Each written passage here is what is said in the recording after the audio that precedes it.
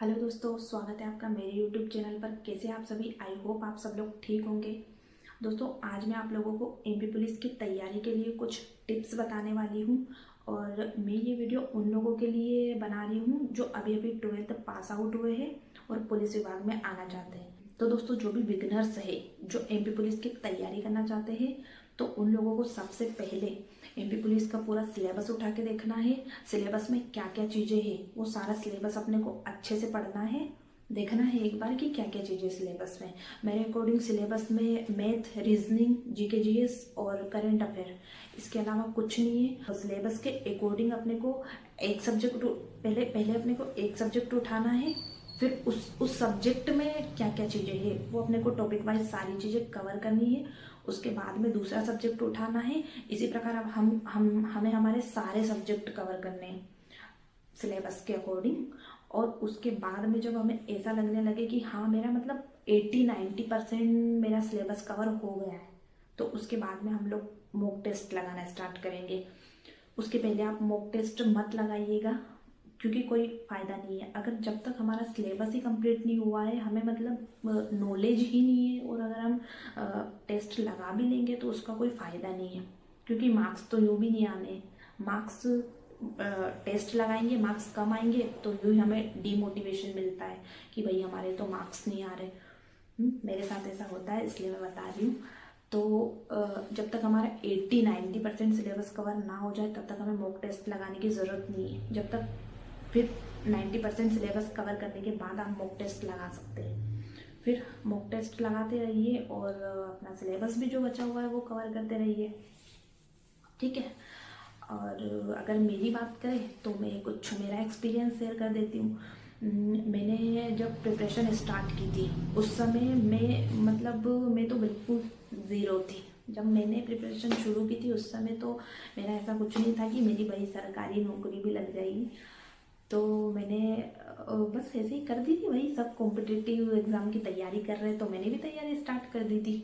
उसके बाद में जब मैंने तैयारी की तो फिर मुझे थोड़े समय बाद ऐसा लगने लगा कि नहीं, अब जब मैं तैयारी करने लग गई हूँ तो फिर मुझे मतलब सरकारी नौकरी चाहिए। और जब सरकारी नौकरी की बात आई तो फिर मुझे यूनिफॉर्म का क्रश आया भाई कि नहीं, मुझे तो यूनिफॉर्म वाली जॉब चाहिए। तो फिर मैंने एमपी पुलिस कांस्टेबल की तैयारी करना स्टार्ट किया। तो शुरू शुरू में तो मुझे भी बहुत परेशानी आई, क्योंकि मेरा मैथ भी बहुत वीक था और जीके जीएस भी खैर जीके तो मेरा एवरेज है, मतलब इतना ज़्यादा वीक भी नहीं, ज़्यादा स्ट्रॉन्ग भी नहीं, मतलब बीच में। पर मैथ तो मेरा बहुत ही वीक था, मतलब मुझे कुछ सूझ संपत्ति ना पड़ती थी मैथ में।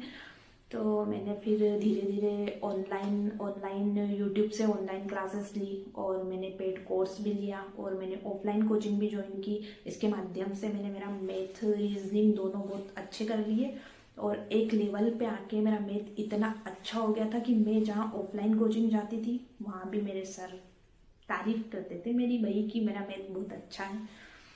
तो धीरे धीरे सारी चीज़ें हो जाती है। कोई भी इंसान शुरू से सारी चीज़ें सीख के नहीं आता है, जब आप प्रयास करोगे तो सारी चीज़ें पॉसिबल है।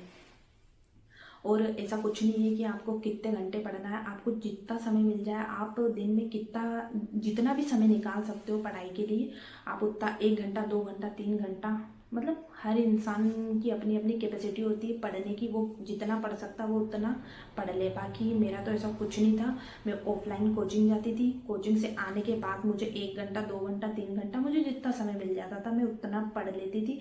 बाकी मैंने कभी ऐसा नहीं सोचा कि नहीं भाई मुझे 4 घंटे पढ़ना है, 3 घंटे पढ़ना है, ऐसा कुछ नहीं है। आप बस डेली डेली पढ़ते रहिए, मतलब गैप नहीं होना चाहिए पढ़ाई के बीच में कि आज पढ़ लिया फिर 4 दिन बाद पढ़ा, ऐसा नहीं होना चाहिए। मतलब डेली बेसिस पे पढ़ना है, भले थोड़ा थोड़ा पढ़े पर डेली बेसिस पे पढ़े। तो दोस्तों, अगर आप लोग ये सारी चीज़ें फॉलो करते हो तो सिलेक्शन लेना कोई बड़ी बात नहीं है, सिलेक्शन हो जाता है इजीली। और अगर आप लोगों के इससे रिलेटेड कोई क्वेश्चन हो तो आप लोग वो मुझे कमेंट बॉक्स में बता सकते हो, मैं उसके लिए नेक्स्ट वीडियो बनाने का ट्राई करूँगी। ठीक है, जय हिंद।